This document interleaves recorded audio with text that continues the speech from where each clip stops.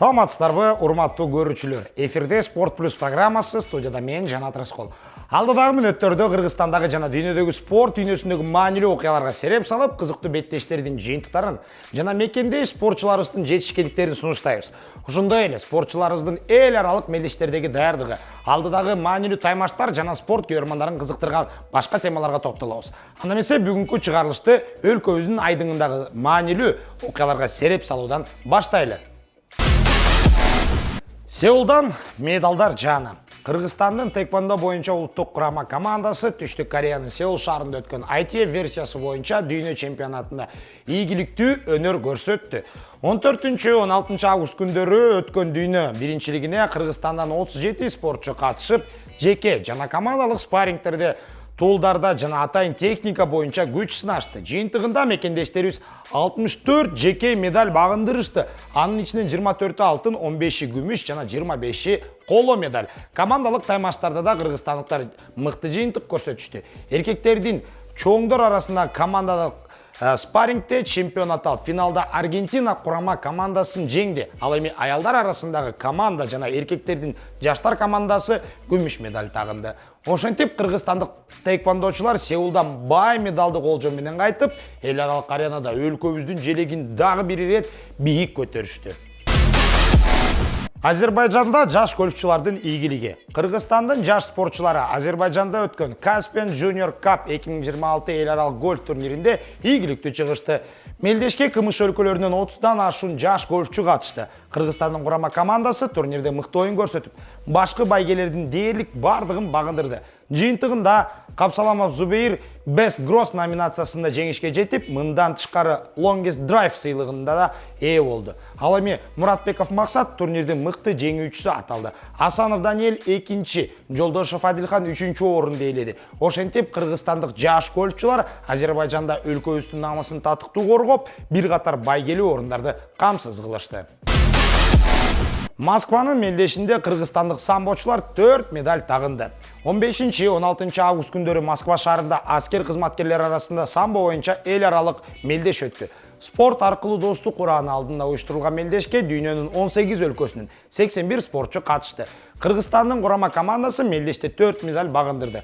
71 килограммга чейинки салмакта Кубаныч уулу Адилет күмүш медаль тагынды.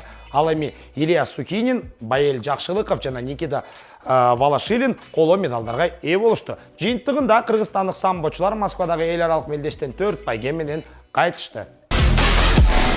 Таласта Silk Road Mountain Race 2026 вело жарышы башталды. 15 августта Талас шаарында узак аралыкка өтүүчү эл аралык Silk Road Mountain Race 2026 вело жарышы старт алды. Быйылкы мелдешке дүйнөнүн 45 өлкөсүнөн 300гө жакын велоспортчу катышууда. Алардын арасында Кыргызстандын 11 өкүлү да бар. Жарыштын жалпы аралыгы 2052 чакырымды түзөт. Ал эми катышуучулар жолдо 35 000 метрден ашык бийиктикке чейин көтөрүлүшөт. Спортчулар өлкөбүздүн эң кооз жана татаал тоолуу аймактары аркылуу өтүшөт. Алардын катарында Сусамыр, Соңкөл, Көл суу, Нарын, Арабел, Кочкор жана Кемин аймактары бар. Жарыштын финиши 29 августтан 30 августка караган түнү Чолпон Ата шаарында Ысык көлүнүн жээгинде болот. Белгилей кетсек, Silk Road Mountain Race Кыргызстанда 2018 жылдан бери өткөрүлүп келет.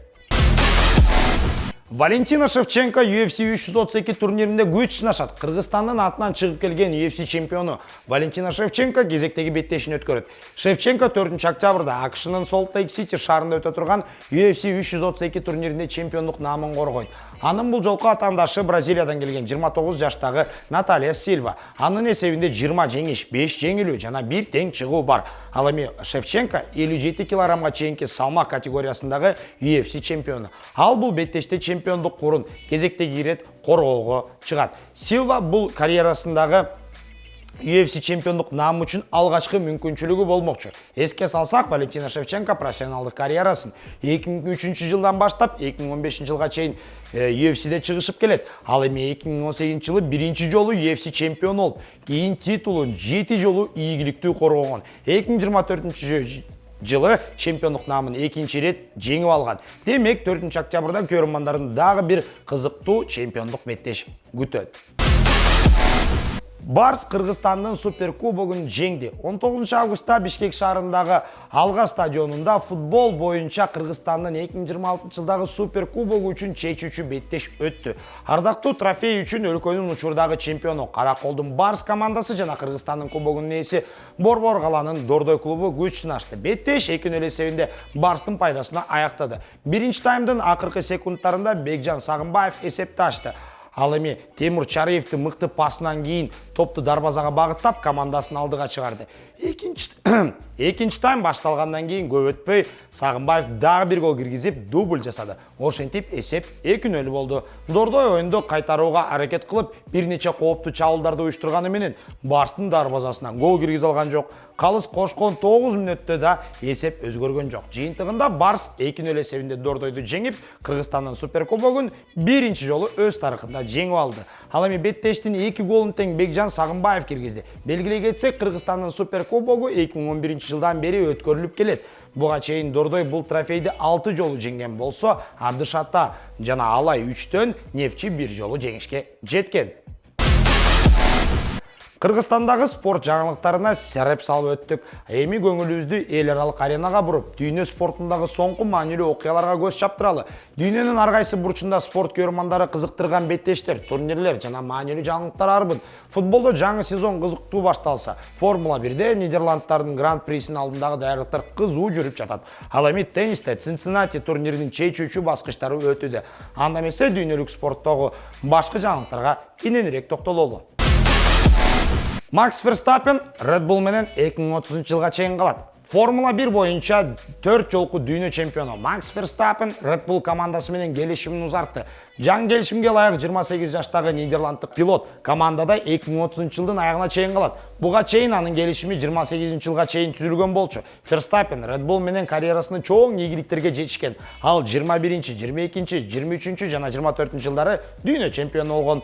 Ошондой эле анын эсебинде 71 Гран-при жеңиши жана 131 подиум бар. Ферстаппендин жаңы келишимге кол коюшу анын келечеги тууралуу бир нече айдан бери айтылып келген божомолдорго чекит койду. Пилот башкы командаларга өтүү мүмкүнчүлүгүнө карабастан Red Bull менен кызматташуусун улантууну чечти. Ошентип Формула 1 көрөрмандары дагы бир нече сезон бою Макс Ферстаппенди Red Bull'дун ролунда көрө алышат.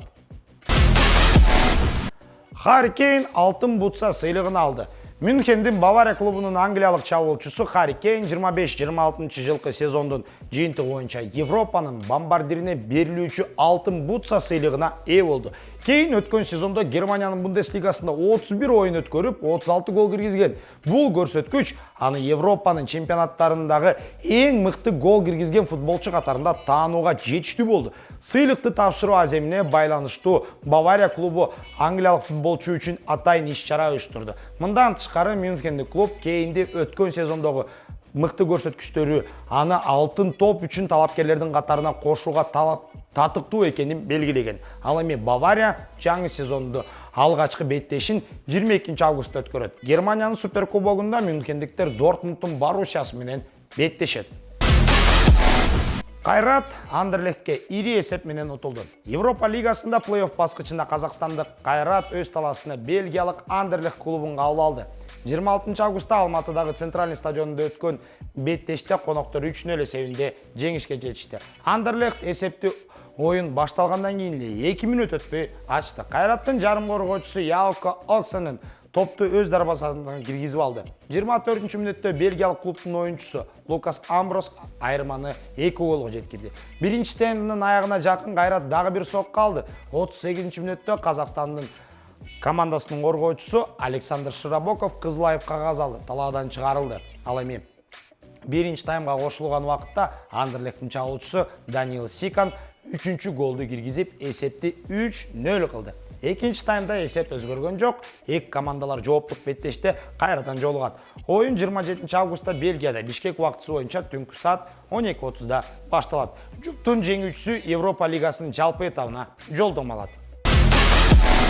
Патрик Виейра Сенегалдын башкы машыктыруучусу болду. Франциялык белгилүү футболчу жана машыктыруучу Патрик Виера Сенегалдын улуттук курама командасынын башкы машыктыруучусу болуп дайындалды. Бул тууралуу Сенегалдын футбол федерациясы расмий билдирди. Виера буга чейин бир катар белгилүү клубтарда башкы машыктыруучу болуп иштеген. Ал Страсбург, Кристал Пэлас, Нью-Йорк Сити, Ницца жана Дженуа командаларын жетектеген. Ушундай эле Манчестер Ситинин жаштар командасында эмгектенген.